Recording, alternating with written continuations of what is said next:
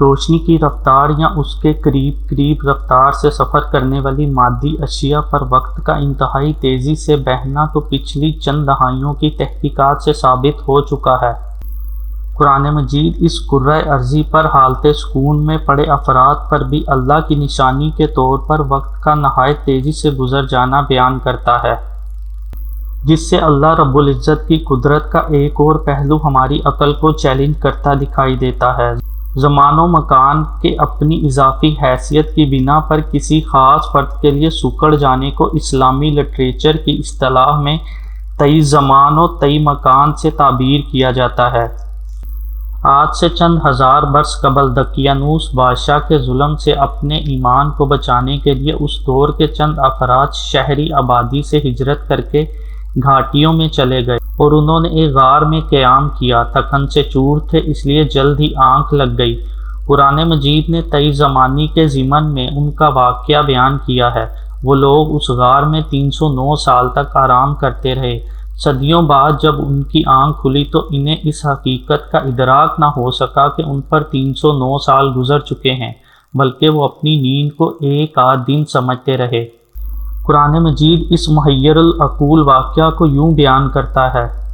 ان میں سے ایک کہنے والے نے کہا، تم یہاں کتنا عرصہ ٹھہرے ہو؟ انہوں نے کہا، ہم یہاں ایک دن یا اس کا بھی کچھ حصہ ٹھہرے ہیں۔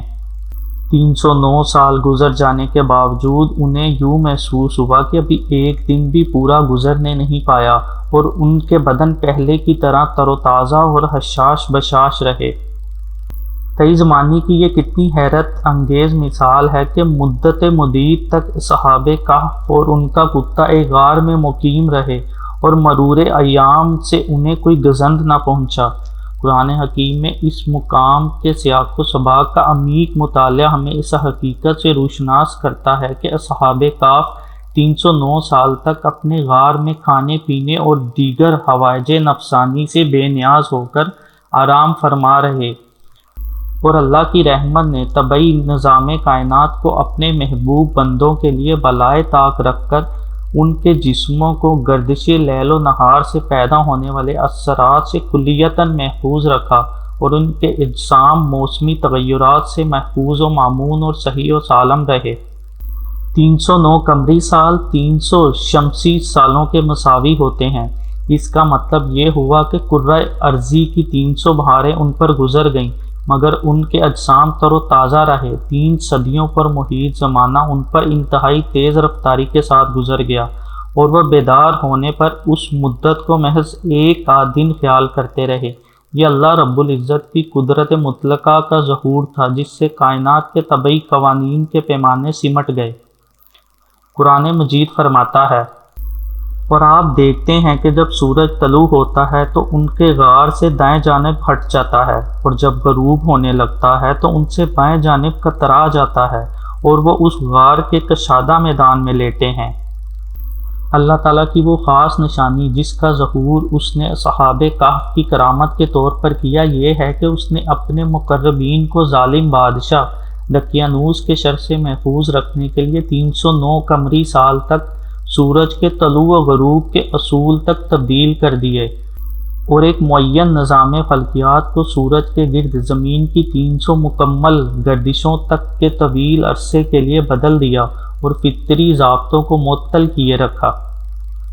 صدیوں سے جاری انسانی عقل کے سفر میں ایک نہایت اہم سنگ میل عمومی نظریہ اضافیت کے نتیجے کے طور پر ہونے والی جدید سائنسی پیش رفت سے بنی نوع انسان کا عقلی اور سائنسی ارتقاء ابھی اس نتیجے پر پہنچا ہے کہ روشنی کی رفتار کے قریب رفتار سے سفر کرنے والے جسم کی کمیت اس کی رفتار کے تناسب سے بڑھ جاتی ہے، حجم کم ہو جاتا ہے، اور وقت اس پر تیز رفتاری سے گزرتا ہے،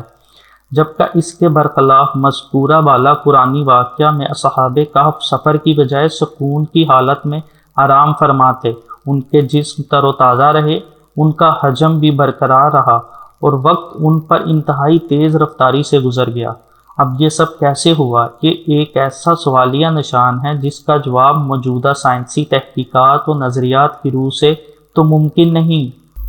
تاہم آنے والے وقتوں میں مکان زمان پر ہونے والی مزید تحقیقات شاید اس عقدے کو وا کر سکیں، اور قدرت الہیہ کا یہ راز بھی عقل انسان کو حقائق کی ایک نئی کسوٹی عطا کرے۔